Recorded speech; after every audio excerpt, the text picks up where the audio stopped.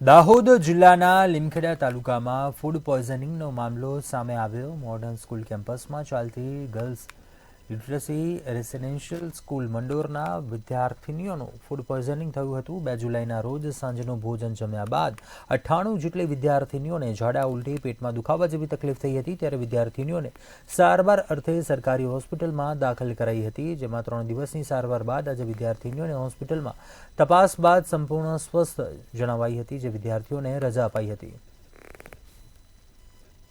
કે ગૃહમાતાઓ અને પ્રિન્સિપાલ સારા મુકાય અથવા એમને સારી સગવડ છોકરીઓને મળે તો અમે અમારી છોકરીઓને એમના ભરોસે સોંપીએ ભણવા માટે, ને તો પછી આ સ્કૂલમાં મૂકીએ તો આ છોકરીઓને કોના ભરોસે અમે મૂકીએ?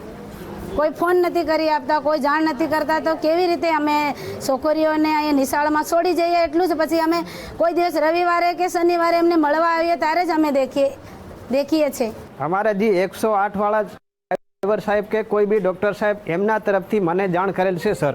कोई रेसिडेंट स्कूल तरफथी स्टाफ तरफथी कोई जाण करेल नथी। आ जमवानुं बुधवार सांजेथी आवुं खराब हतुं, दुर्गंध आपेल छे सर।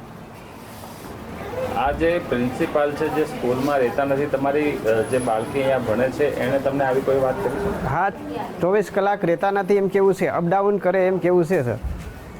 શું કાર્યવાહી થવી જોઈએ આચાર્ય વિરુદ્ધ? આચાર્ય સામે સરકારોના નિયમ અનુસાર કડક કાર્યવાહી થવી જોઈએ એવી અમારી માંગ છે। અમારે ત્યાં જેટલા પણ બાળકો ફૂડ પોઈઝનિંગ માટે દાખલ હતા એમાંથી અમુક બાળકો સ્વસ્થ છે અને 2-3 બાળકોને અમે દાખલ રાખ્યા છે, જેની હમણાં સારવાર હેઠળ છે એ બાળકો। અમુક બાળકોને અમે રજા આપીએ છીએ, જે બાળકોને અમે હોસ્ટેલ ખાતે ખસેડીએ છીએ, ત્યાં પણ તે લોકોને ત્યાંથી એ લોકોના પ્રિન્સિપલ એ બાળકોને એમના વાલીઓને સોંપશે, અને જો કોઈ બાળકને કોઈ તકલીફ જણાશે તો એ બાળકોને અમે ફરીથી 3 દિવસની અંદર ફોલોઅપમાં બોલાવેલ છે।